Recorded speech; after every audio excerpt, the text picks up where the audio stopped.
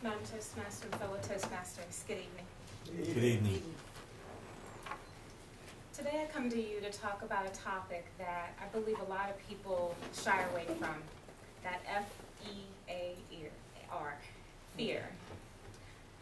A lot of people say that fear is something to stay away from, but today I'd like to have you think about fear in a different way. I'd like you to think about fear as being an important factor in your life. Today I'm going to accomplish this goal by talking about different areas of my life that I've split into decades, because I only have 3 of those. So my youth, I'm going to speak of one of my events at that time, one in my 20s and also one in my 30s, where I've faced fear and what came of that, those situations.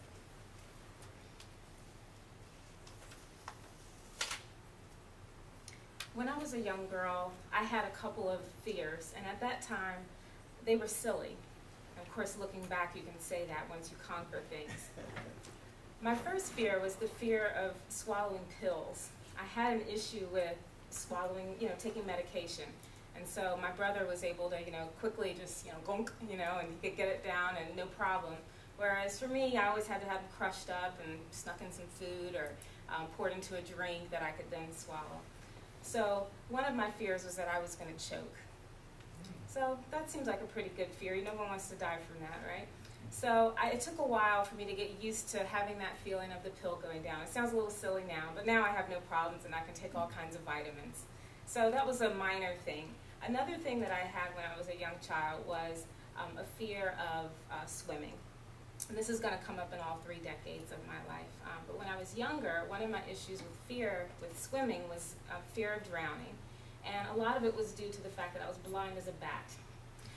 My vision is really, really bad. I've had LASIK since then. But at that point, when I would take off my glasses to get in the pool, couldn't see anything. So how are you supposed to take lessons and not be able to see the instructor? You could barely see the water or where you were going. So it was always an issue for me. So at that time, a fear was very legitimate. You could hear, "Come swim to me," but you had to follow a voice, and it was very fearful about where you were going at that point. So I have to say in my youth, I did not conquer that particular fear, but it was one that stayed with me through the years. My last fear in youth was also, I used to play an instrument, the clarinet, and I was a pretty good clarinetist, and I wanted to keep my position as a soprano. We played the first 3 chairs, so we would constantly have these duos where someone would challenge you for your seat, and you would play, and whoever played the best would, win the challenge and take over the seat. So I always had a fear of my seat being taken. So I had to always stay on my game and play, and you would always be just, get it right. You had to get all the, the twirls and different things you had to do with your fingers, and your, of course, your aperture, everything had to be right in order for me to win those challenges to keep my seat. But by conquering that fear over and over, because I got challenged every week for my seat, I ended up becoming better and better as a clarinetist. And I ended up competing on the state level and on the regional level, and ended up being a really good musician and playing in college, and it was a really exciting time for me. So that was kind of my youth time frame. In my 20s, I had some also interesting events as well. Some of you know from my icebreaker speech that I love to dance, and this was the time when I really started to enjoy that a lot. And I used to have girlfriends. We used to come down from college, and we would go to some of the clubs around here, and I went to James Madison, so we're talking about a 3-hour drive where I would come to DC just to go dancing for the evening. We were die-hard. So in any case, I would go to these events and really enjoy myself, but when I actually moved to the area, a lot of my friends got married, and I didn't have any going out dancing buddies anymore. So there was an issue, because I had a fear of being out by myself and getting mugged and killed. So this was a legitimate fear as well. So at this particular time in my life, I had to make a decision. Do you go enjoy what you love, or do you stay home and be fearful and not have, something that you enjoy? So I decided I'm going to go out and take my chances. So I would drive down to DC, and at the time I was living in Montgomery County, and I still do this now from Baltimore. But I would drive down to DC because I felt like that's where the happenings were and where I felt most safe. And I would go out and go dancing at the wee hours of the night, which probably sounds crazy to most of you. I would walk back to my car and drive back home, and I've been safe because God has kept me along the way. But what I have found through that is that I had a passion for the dancing, and I also continued with ballroom dancing, and I also met a lot of wonderful people that love to dance as well, And so I never had to feel alone, because every time I met new people, then when I went to that event, I would see other new faces, and so I didn't have to be fearful of that anymore.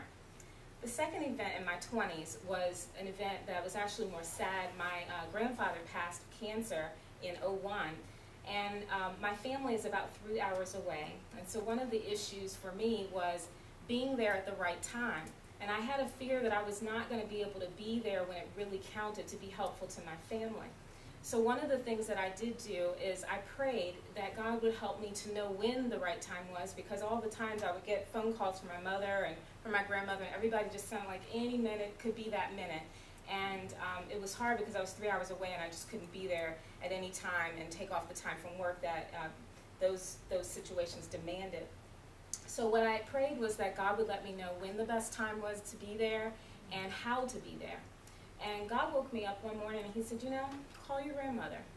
So I did. It was 6 o'clock in the morning. I called her. And at that particular point in my life, God taught me that through that particular fear of not being there and not knowing what to do, God taught me that I could do something from where I was. So every morning for 3 days a week, every 3 days, 3 days each week, I would call my grandmother and we would pray on the phone together. And a lot of times it would be me praying, her crying. But there were times where she needed that in the morning just to keep her uplifted to get through her day.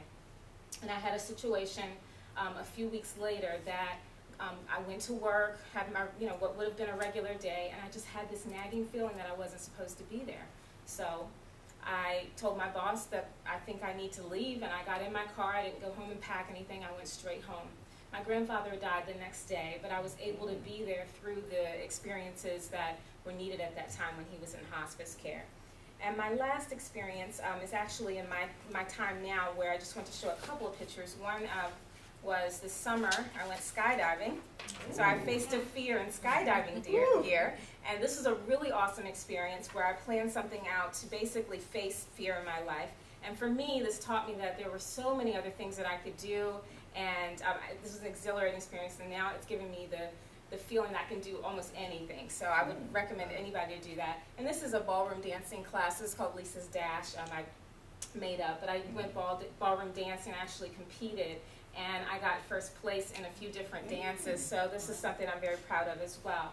So what I've learned through this experience that I'd like to pass on to you is that you need to use fear and face it and become all that you can become. Thank you.